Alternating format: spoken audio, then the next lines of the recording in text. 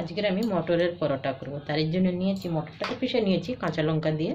এবার একটু দিয়ে দিলাম আজওয়ান, একটু হাতে পিষে ডলে নিলে খুব ভালো একটা সেন্ট আসে। একটুখানি দিয়ে দিলাম গোলমরিচের গুঁড়ো, একটু নুন দিয়ে দিলাম। এবার আমি মটরটা পিষে রেখেছি এটা দিয়ে দেবো। মটর দিয়েই আটাটা মেখে নেবো ভালো করে।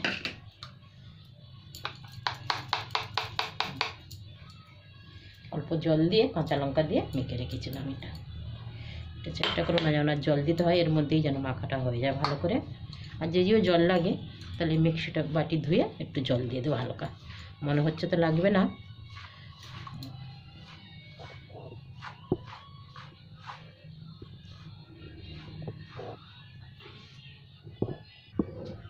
এখানে আটা আবার মাখা হয়ে গেছে ভালো করে। এবারে আমি এটাকে ঢাকা দিয়ে রেখে দেবো। এর সাথেই একটা ভাঙা আলুর তরকারি করে নেব। আলুটা সেদ্ধ হয়ে গেছে, এদিকে কড়াও বসিয়ে দিয়েছি। আটাটা রেখে দিলাম ঢাকা দিয়ে আধা ঘন্টা। এটাকে এক সাইডে সরিয়ে দিই।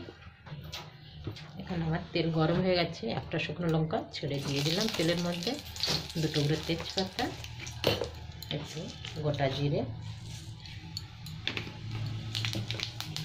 এবার একটু হিং দিয়ে দিলাম এক চটকির মতো।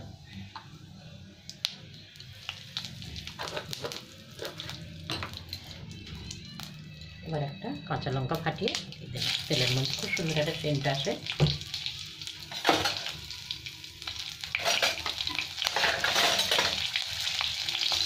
একটা টমেটো দিয়ে দিচ্ছি, দেশি টমেটো, একটু চটকা হবে, বেশ ভালো লাগবে।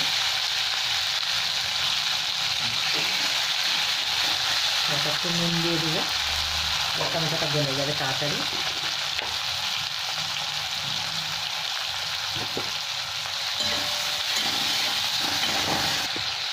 এখানে একটু আদা ঘষে দিয়ে দিলাম সাথে।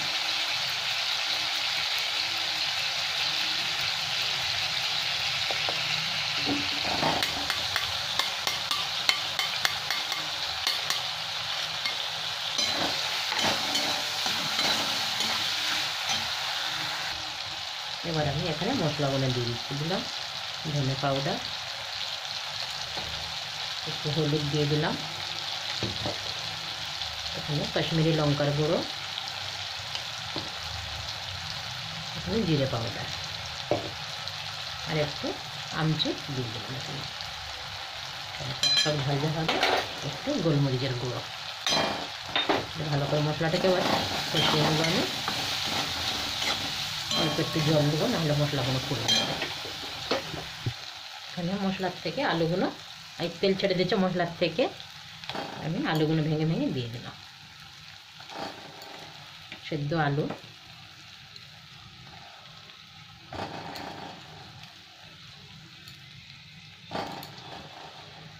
একটু মোটা মোটা থাকবে তাই ভালো লাগবে, সবগুলো ভাঙছে না।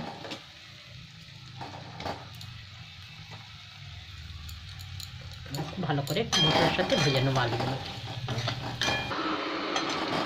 এখানে আমার জল গরম হয়ে গেছে, এটাও খুব ভালো ভাজা হয়ে গেছে। এবার একটু গরম জল দিয়ে দেবো।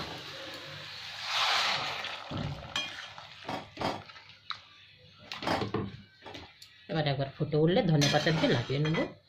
ভাঙা আলুর তরকারি, আজ আমার পরোটা, সকালের জল খাবার এটাই আজকে।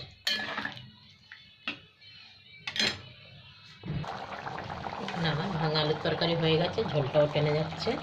এবার ধনেপাতা দিয়ে দিলাম, গ্যাসটা বন্ধ করলাম। এবার গ্যাসে পরোটা সাইডে দিয়ে আমি পরোটা ভেজে নেবো এখানে। এবার ঝোলটা টেনে যাবে একদম। এটা আমার হয়ে গেছে, এবার পরোটা ভাজবো।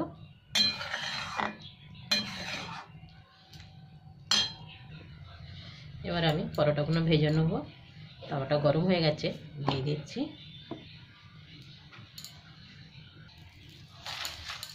এবার আমি পরোটাগুলো ভেজে নিচ্ছি উল্টে পাল্টে, তেল দিয়ে দিয়ে।